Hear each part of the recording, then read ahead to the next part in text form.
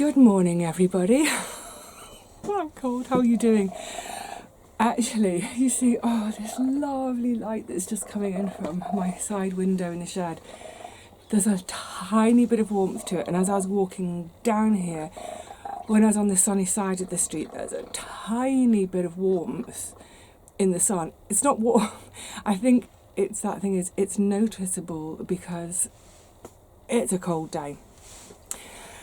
Cold, I meant to look this up. So currently we're 6 degrees C, which is 44 Fahrenheit. We have a feels like, see my breath. We have a feels like temperature, according to the weather forecast this morning. It's going to feel like 2 today, which is 34. Sorry, I'm trying to do Fahrenheit for all you lovelies in America. Now, the reason I'm here today, I've been putting this off. Look, November was really, really wet. There were so many wet days. I couldn't get here. We're now into December. I've been putting it off because it's cold outside and then it's cold at home. So if I come outside and get cold in the garden, I'm not going to then go home and get warm. And I've been, putting it off. But it's a matter of urgency now because we are getting one of our polar blasts. We get them from time to time where the wind changes and it's coming from the north. So it's coming down from the polar regions down across Norway and boom, hitting us. In fact, there's going to be a couple of days next week, sort of later in the week, should I say, according to the forecast, where London's actually going to be colder than Glasgow. So it looks like once again the East Coast is going to get the worst of this weather. We are going to be having -6 some nights, which is, where's -6? That's about 22 Fahrenheit. And then daytime temperatures not much above freezing. And once you add in the feels like factor, we're going to be frozen for a week. Now, yes, I know there are plenty of you who have it plenty colder than us, but that's cold for us here. So today's work, like I said, matter of urgency, 2 things. One is I've got this and, oh God, it's buried under a pile of cardboard at the moment, my second Muscat de Provence squash. So I need to get these 2 squash home because if they get frozen, as they warm up again, they'll turn to mush.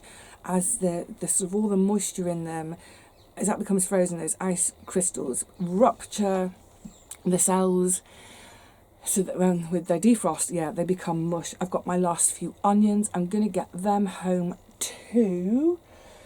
Possibly the garlic. A load more lavender. I have been getting on with the lavender. I've got I've got 10 bags left. That's going to take 2 trips. So I'll do 5 bags today and the squash, come back tomorrow and do 5 bags and the onions. Because we're not supposed to go below freezing tonight. That's for tomorrow night.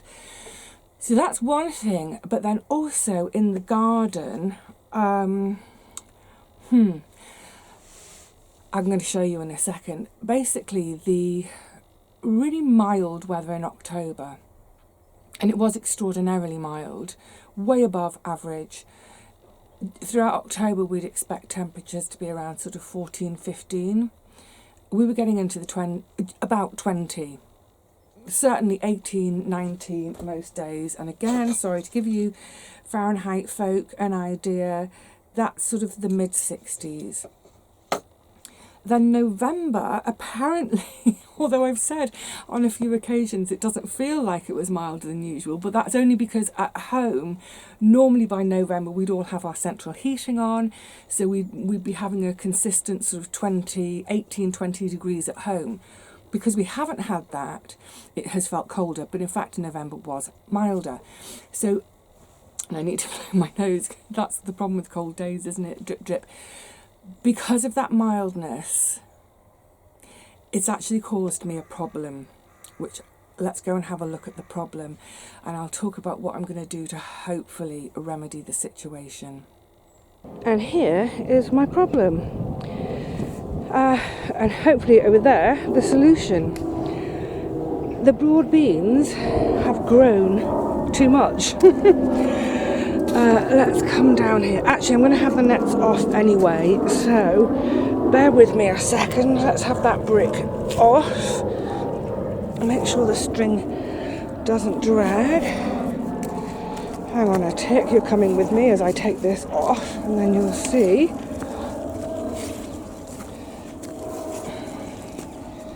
Oopla, this is a bit... Hang on, I think I need to put you down. Okay, now you can see. So, just out of interest, these three weren't undercover, they've had no protection. They are a little bit smaller. That wonky one and that wonky one were kind of sideways out of the net. But the rest, you can see, well, goodness, some of them, they're up, well, nearly 30 centimetres. They're far too big. Far too big. So normally by now, I would want them to be, oh, let's go right to this end, more like this. Quite a little tiddler. Sturdy little plant, maybe 10, 12 centimetres tall. Low to the ground still, just a few leaves. So why is this a problem? Very simply, this is a lot of very sort of young, sappy, green growth. Morning, Rosie. It's very, very tender growth. It's exactly the kind of growth that can be wiped out by frost. Now, you know, in previous years, I would say with plants like this sort of size, if they get a little bit of frost damage, you can nip that out and they can sprout back. But with such long, well, now look, this is what they should be doing in March. So the plan is to really get a lot of mulch, get the straw packed around them, get them covered again, just give them as much protection as I can from this frost that's coming. That'll be those in the tunnels. I will also mulch these few on the ends that are outside of the tunnels, because even these ones have really shot up. So yeah, the thing is, it's not, if you're in a similar situation, it's not that we've done anything wrong. I've sown my seed at the same sort of time as usual, which is about mid-October, and I hadn't seen any predictions in the weather forecasts that we were going to have. Firstly, that the last couple of weeks of October were going to be like, well, spring, gorgeous. Nor had I seen any mention that November was going to be extra mild. So, you know, I couldn't have known. And if I had known, would I have delayed sowing? I'm not sure. Whatever, you know, this is the situation I have today. So get the other tunnel off as well. Get them mulched. I did notice in the other tunnel, which, oh, you're not going to be able to see until I get the covers off, there's a little run at this end where there's no germination. I'm wondering if the seed has been nicked. But anyway, right, let's get on. I've never used straw before, so let's go and find out how easy or not it is to use. And I can chat to Rusty while I'm at it. I just thought I'd whack my... I can't see you at all, you are there. It's, you know what, I've picked the perfect day in a way, because this little bit of sunshine that's coming out, it's actually giving me a bit of warmth. I brought the hori knife with me because I wasn't sure how easy it was going to be to get this all apart. And one of the reasons is, so it's done rather like Kay's. So Kay procured this. She got a couple for herself. She's already got hers down. She's using hers slightly differently to me though. She's covering empty beds. So it's coming apart in these sort of wedges. And what she's done, so this is why I had the heads up to sort of have my hori knife to hand. So what she's done is she's just put these sort of wedges on the top of the soil, and I think it's a great idea actually.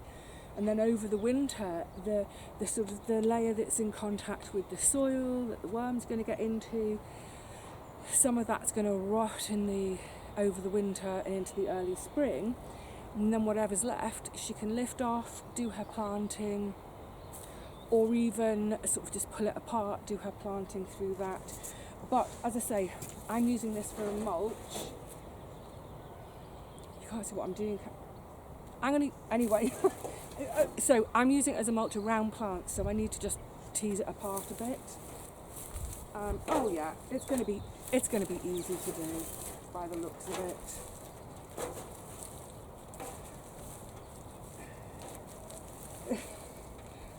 It's pretty wet.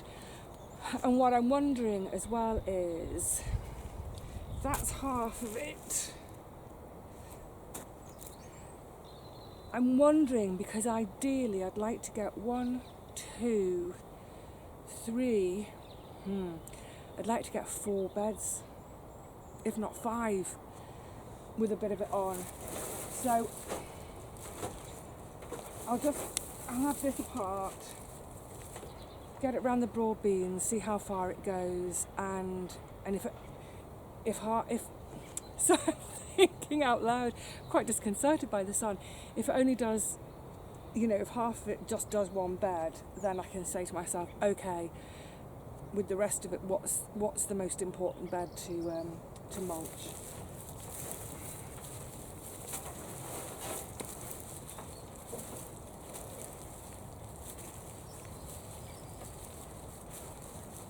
And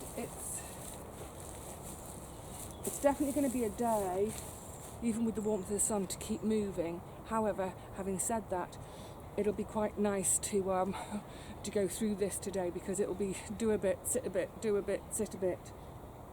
And the other thing to mention, yes, some of it has sprouted, and I was saying I was a bit concerned about that.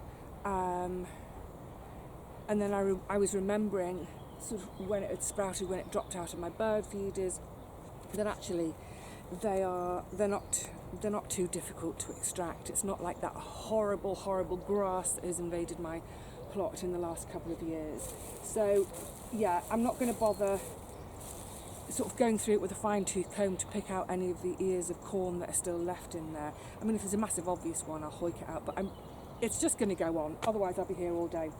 Right, I think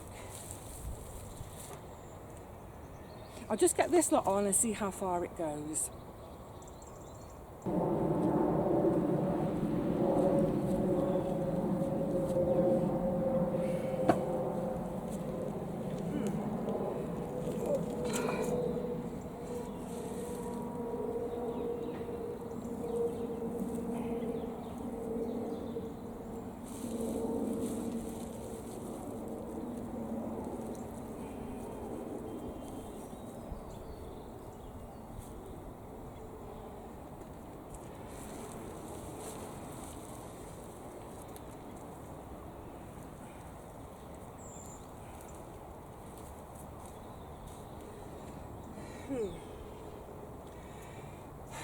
Not that straightforward, because the lengths of straw are quite long.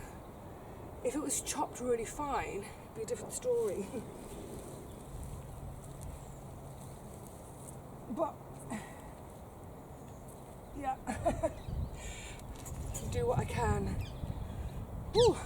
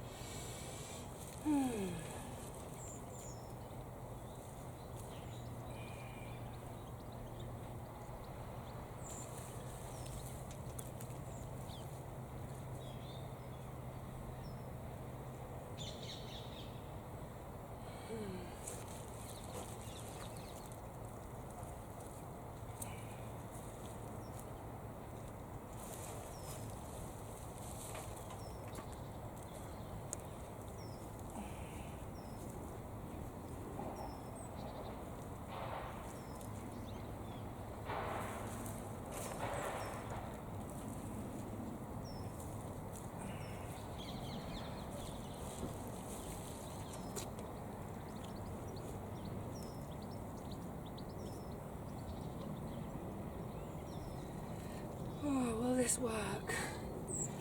Will it work? Here's hoping.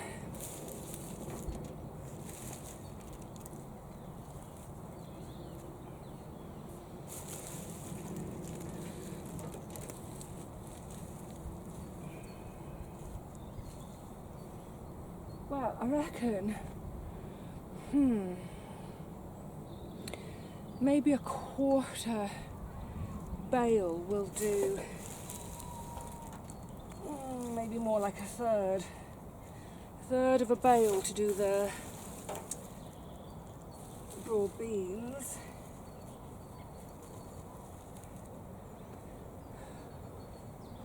But I'm putting it on quite thickly, so perhaps, I was going to say therefore 2 more beds after this, but maybe I can eke it out to 3 more beds, where on a couple of the beds they already have had a load of mulch. They had all the compost bin contents. Or maybe not. I don't know. We'll see as I go.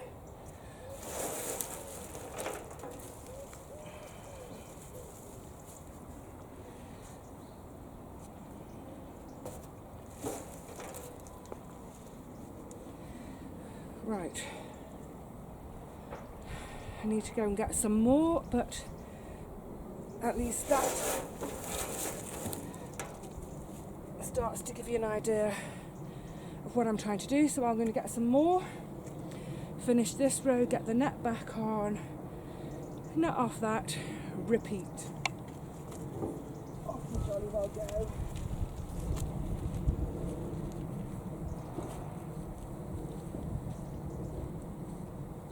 Yay, job done. Oh my goodness, it doesn't look it. That's taken about an hour. My giddy goodness. I'm actually leaving the tunnels off for a minute to give the rows a sun bath, because so I've used about half a bale. You can see over there's about half left. Excuse me. Yeah, I've used half a bale to do 2 beds fairly thickly. One of the reasons I'm just going to leave the nets off and give them a sun bath for a minute is because the bale was sopping wet. I mean, absolutely saturated, and it feels so cold. So yeah, let it have a chance to warm up a bit before I put the tunnels back on. Now, doing it for the garlic is sort of slightly different rationale. I'm going to tell you about that, but I'm going to sit down to do it. Gosh, it is so bright today. I'm trying to find somewhere where I can sit and I can actually see you rather than be blinded. It is gorgeous though. I'm very grateful. I've actually taken off one cardigan, my hat, my scarf, because I'm warming up. It was a good chunk of work. Maybe I would have. I always like to share timings of things, because I think that's useful for anyone who thinks, oh, I'll do that this weekend. It's a 15-minute job. It may have taken me a bit long. It was about an hour. Well, actually, it was about an hour, 10 minutes. But at the moment, I've got a bit of a tweaky back. I think it's because of where I've been sitting in that position doing my lavender. I just start to feel it. So I've been being really, really careful. Now, so what I wanted to say, 2 beds given a fairly similar treatment. The broad beans, in previous years, if I didn't have any material to mulch with, they wouldn't get mulch, because they stay under the nets until next sort of March or so. Folk ask me about the nets, do they need to stay on? I believe it just gives them that little bit of protection. We get really cold winds blasting across the site, and I think it's sort of really, it can stunt them, it can actually kill them. So it's just that little bit of protection from the wind. In other countries, in other places where it's milder in the winter, don't bother. Or if you're in a really sheltered garden that's quite sunny, but not a frost pocket, you wouldn't need nets. So I wouldn't bother. The reason I've done it this time, as I explained, is it's partly insulation, because there's so much brand new growth there. I'm quite nervous, but you know, the tips, if the tips get frost nipped, that are sticking out, there's enough plant there, hopefully, that I could just take out the damaged stuff and there's enough plant to come back in the spring. But you know what? I'm really glad I got the straw, because great, that's another bed with mulch, because I'm all about what I put on the top of my beds. So with the garlic, that's strictly down as a mulch. The garlic doesn't need insulating. In fact, they do better for a bit of frosting. It helps them to split and make their individual clothes. But like all the beds in my garden, bare soil for me, it's anathema. It's a no-no. I would have preferred to have got it done in October, before all that lashing November rain. So it's on now for future rain that may come. It's partly soil protection to protect against rain compaction and rain leaching. Protects the soil that way. Also, it's it will in time get incorporated into the soil. Worms will come and play with it. I could in the spring actually turn it in a little bit. I probably won't bother. But as it's rotting down, it's adding organic matter to my soil, helping to break up that clay. Straw and clay, for clay breakup, great. Without the straw, you know, in previous years I've used leaf litter, which I've chopped up. I'll use the dregs from the compost bin, if not more than dregs.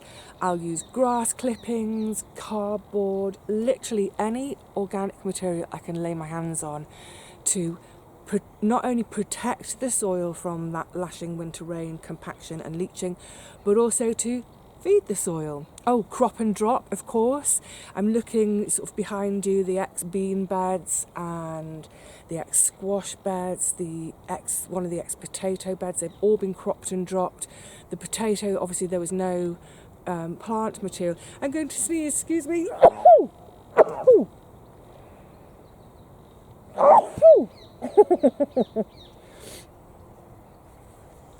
think it's the sun. Oh, that's blown the cobwebs away.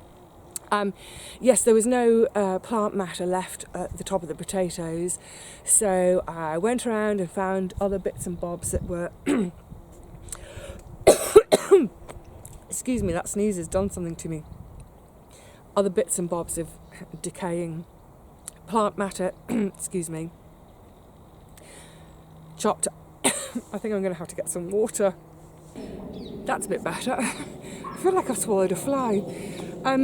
So literally any organic material, get it on the soil, get the soil covered. And I will say it has made a difference here. So look, I still have clay soil, which is really hard work. Super nutrient dense, great for growing, but it is a bit of hard work. It's getting harder work. But compared with, say, 10 years ago, I could barely get a fork in the ground 10 years ago. It's so much better now. So yes, if you're in a similar position to me, you might have a bit of bare soil. If you can, just get out there, get on the scrounge for organic material. Look, as a last resort, for me, it's an absolute last resort, is covering beds with plastic. I don't like it, and it's not just because of the whole plastic thing. It's not that, because a lot of this plastic you get is really thick and you can reuse it, which is great. I don't like it from the point of view of it's not going to add anything to your soil. It's not going to help condition your soil, whereas an organic material on there will help. But also in terms of wildlife, for our burrowing insects, it's useless. For our ground feeding birds, it's useless. So yeah, wherever and whenever you can, do avoid covering beds with plastic, because it's, they look sterile because it kind of is. It's not a living space when it's covered with plastic. I do realise though that for some folk that's their only option. I'm not having a go. I'm not trying to preach. I'm a bit preachy, aren't I? Sorry. It's more I'm trying to encourage.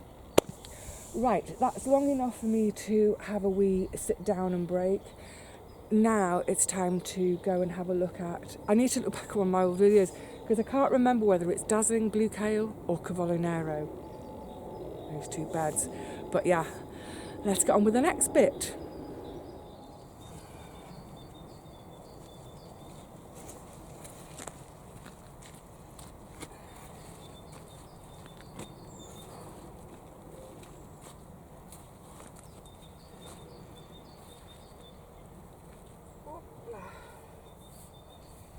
Ooh, the sun is really warming things up now. It's gorgeous. It's gorgeous. I've taken another layer off. I'm down to 3 top layers, 2 pairs of trousers. Right, now. Oh, I've got caught. The other really important reason for mulching that I forgot to mention is, of course, weed suppression. So once I get these nets off, these nets aren't going to go back on. Brassicas, excuse me. Brassicas don't need nets on them in terms of, you know, for cold protection. They've been on all this time for, as sort of, sorry, I'm just working as I'm chatting with you. They've been on all this time as butterfly prevention, more particularly cabbage white butterfly prevention. So, in actual fact, I could have had the nets off at the beginning of November. Because by then there are no cabbage whites around anymore. I didn't take them off at the beginning of November for exactly that reason I was just mentioning with the garlic, because I didn't have any mulch in this bed. So the nets, I think I didn't mention this when I was talking about it with the garlic.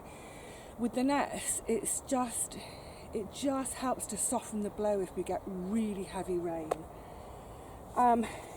So obviously when I planted this bed up, this bed had been garlic. I can't remember exactly when I planted it up. I think it was probably about September. I was quite late doing it. It's like everything this year, playing catch up the whole time. But actually, you know, the plants, they've grown nicely enough. This is the dazzling blue kale. They've grown well enough. I've had a few pickings already, and they will continue to grow happily through the winter. It's a cut and come again, so harvesting the lower leaves, and it will keep sprouting from the top. And they were right at the top of the nets, so again, nets to come off. Now, historically, I don't keep nets on my brassicas over winter. People often say, but what about pigeon damage? Well, for some reason, apart from the year when I left all the hoops out for the pigeons to perch on, I don't seem to get bothered by pigeon damage. I've just cursed myself, haven't I? What I will do, keep an eye on things, and if it looks like I'm getting a lot of pigeon damage, is, just quickly whack something over them. But it's like, as I was mentioning in the beetroot shopping video, when I came down here to shop for my beetroot, and I picked some of the cavallo nero that day for my couple of suppers that week. Getting the nets off to do a harvest and then put the nets back on, it's such a blooming faff. It does my head in, I can't stand it. So not only is it a faff for harvesting, it's not very welcoming when I come to the garden. There's just all these white tunnels. I mean, I'm very grateful for my nets, of course I am, but I want to see the plants. I want to see the life in the garden. So I'm always really excited at the point when I can get the nets off, and then I'll forget that I've done it. I won't forget that I've done it, but I will forget the image. And then the next time I come to the garden, I'll have that lovely surprise of greenery.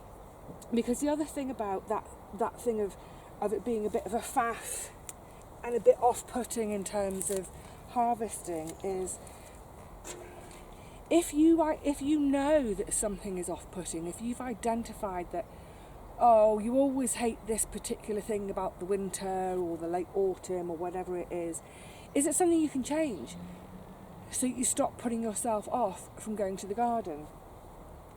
You know, I have been put off in the last few weeks because I've been a bit concerned, thinking, oh, it's going to be really cold, I'm going to hate it, it's going to be, you know, really bad on my knees, what have you. But actually, you know what, it's a beautiful day. So I've got to get that thing out of my head of like, it's going to be too cold to work. Anyway, I should carry on. I'm going to get this weeded and then I'll get back into the straw bale, pull another few sections apart. This will be much quicker to mulch because I'm not sort of fiddling it and feeding it around really small plants like, say, the garlic, or delicate plants like the broad beans. So it'll be a much quicker job. And then I can move on to the next brassica bed. Happy days. Happy because it's, you know what it is for me. It's because the sun's out. I'm a sunshine girl. I don't like dark, miserable days. Right, shut up, Vivi, get on. Yes, ma'am. Oh, bit of a reach into the middle. Let's do that one first. What's amazing is this bed. Oh, I'm going to have to stand in the very edge. I planted it, what did I just say then? September, was it? And really thoroughly weeded it at that stage. But I seem to have quite a lot of poppies that have sprouted. You know what, in a way I suppose that was a good thing about the mildness, is it's made these weeds sprout so I can have at them today. Yay. Yay. Try to sound more convincing about weeding, Vivi. Oh, very nearly done for today. One last barrow of straw to go over there. I got a bit distracted. I've done a couple of other jobs that weren't on my list, but sort of going backwards and forwards, like, So, all in all, I'll get this on in a second. I just looked at my clock. I've been down here a little over 4 hours. So I'm going to say, in terms of work, it's about 3.5 hours, because if I take off half an hour for chatting with you all, about 3.5 hours. So that's quite, you know, on the one hand you might think that's quite a chunk of work done, and on the other hand you might think, oh, surely that should only take half an hour. But good. That bale has mulched 4 beds for me, brilliant. What else have I done? Oh, all sorts. I think probably I'll do a tour soon, a December tour, because I'm a bit out of whack with the garden. It's winter, I get out of whack with the garden. I haven't done a tour, never mind. I'll show you in a week or so. Yeah, I've just got a few last little bit. I need to do a bit of tidying up now, but I am definitely, there were a couple more jobs I really wanted to do. However, my back is really, it's not happy with me. I can feel it, put it that way. We shouldn't be able to feel our body, we should just be able to move. And I've got a load more lavender to process, which is sitting in that position, which is making it angry anyway. So I don't want to risk making it worse. I have work to do. I do not have time to be for this bad back to continue. So I'm going to finish there for now for today. I will see you all again really soon.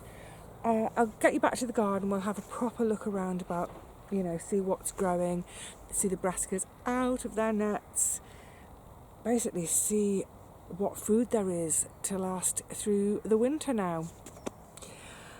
I'm going to sit a while in this sunshine because it is good.